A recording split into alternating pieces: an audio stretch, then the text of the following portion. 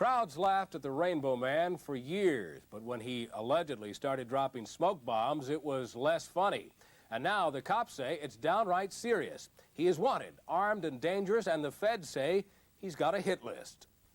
They called him Rockin' Rollin', the superfan, the Rainbow Man. If you watched any major sporting event in the last 15 years, you've seen Rollen Stewart in the background.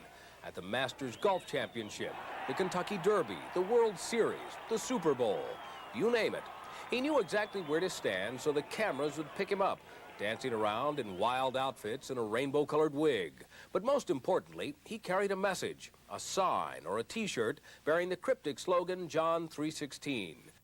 Some may have thought it was an advertisement or some secret code. But John 3:16 is a verse from the Bible. It's said to be the very heart of the Christian message. He has become somewhat of a celebrity.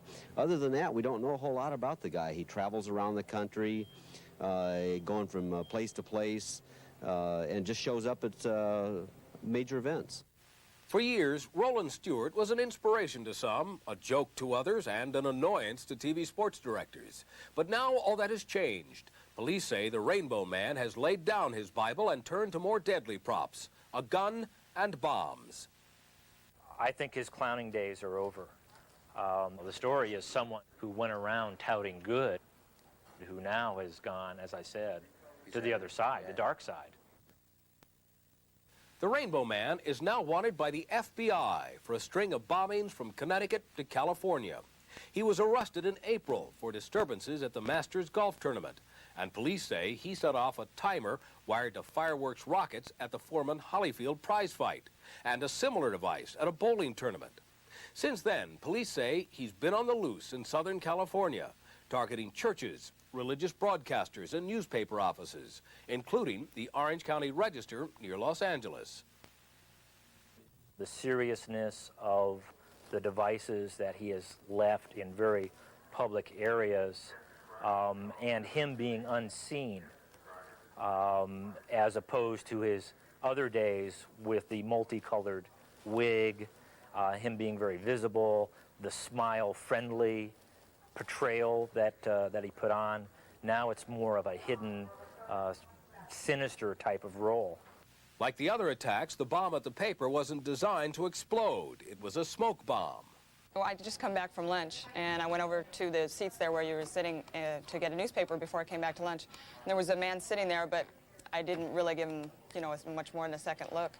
The only reason I really did look at him is because it was very hot outside, and he was all dressed in very dark clothing and was holding a jacket. On this chair, there was a linen beige sports coat bundled up, and within the sports coat was concealed the smoke bomb. On this table was the letter which he signed as the Antichrist. Throughout this area, there was a very powdery yellow substance that was very acidic, almost like a tear gas effect. And fortunately, the sport coat really helped to shroud the explosion so that it didn't fill the room, but it was certainly strong enough that you could, immediately when I came down from the elevator, I could tell something had happened in this room. Rollen Stewart became a born-again Christian in the mid-'70s. He sold his ranch in Washington State and began showing up at sporting events in his clown wig and with a sign reading John 3:16. The attention even got him a contract to do beer commercials. But since then, he has spent a lot of time in his car, living off donations from born-again Christians and even some professional athletes. Nobody knows what happened to turn Rockin' Rollin' from a preacher of the gospel into a man who allegedly calls himself the Antichrist. But police say he has left some clues, like the note found next to the bomb at the newspaper office. I think the most telling aspect of the story is the letter that we found in our lobby, which is signed the Antichrist.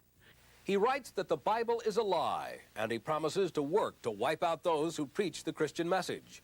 The note even contains a hit list with 9 names on it. It's obvious that anyone who espouses John 3:16 and then writes a letter signed the Antichrist and there is no second coming, that's a total 180-degree change in one's thinking about religion. And police say the Rainbow Man is also hitting at the heart of the religious industry, including at this big Bible store in Garden Grove, California. We had a problem in our book section, and I went over there, and to me it looked like the place was on fire. There's just a lot of smoke coming from our Bible room, our Sunday school room. And then we evacuated the store and called the fire department. They say the same man also hit this Christian broadcasting studio in Tustin, California, with another smoke bomb.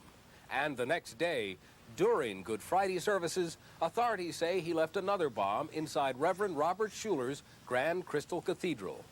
But as frightening as all these attacks may be, the most chilling news came from police in Santa Ana, California, just a few weeks ago.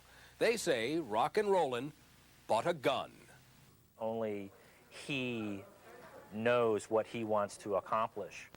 As the letter left in our lobby states, he is on a crusade against people who espouse the second coming of Christ. And that's a philosophy he once embraced. It's one of the strangest real-life stories television has given us. For years, millions saw him on television, carrying his message of Christian love and faith. Everyone thought he was just a harmless kook. But now the Rainbow Man is a fugitive, considered armed and dangerous by the FBI, and no one wants to bet where he'll strike next. If anyone has any information on this clown, call the Orange County Sheriff's Department. That's area code 714-647-7000, 714-647-7000.